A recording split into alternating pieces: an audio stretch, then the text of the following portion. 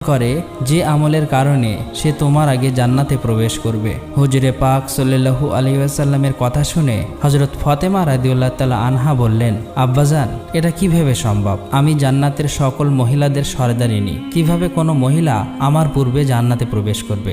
জান্নাতে পূর্বে প্রবেশ করার আকাঙ্ক্ষা সকলেরই রয়েছে। আব্বাজান, দয়া করে আপনি আমাকে সেই কাঠুরিয়ার স্ত্রীর ঠিকানা বলুন, আমি যাতে দেখে আসতে পারি সে কি এমন আমল করে যে আমলের কারণে সে আমার পূর্বে জান্নাতে প্রবেশ করবে। মুহাম্মদ সাল্লাল্লাহু আলাইহি ওয়াসাল্লাম তখন তাকে বললেন, ফাতেমা, আজকে তুমি বাড়ি ফিরে যাও, কিছুদিন পরে আমি তোমাকে ডেকে নেব এবং আমি তোমাকে সেই কাঠুরিয়ার স্ত্রীর ঠিকানা বলে দেব। হুজুরে পাক সাল্লাল্লাহু আলাইহি ওয়াসাল্লামের এই কথা শোনার পরে হযরত ফাতেমা রাদিয়াল্লাহু তাআলা আনহা বাড়ি ফিরে আসলেন। এইভাবে বেশ কিছুদিন অতিবাহিত হয়ে গেল।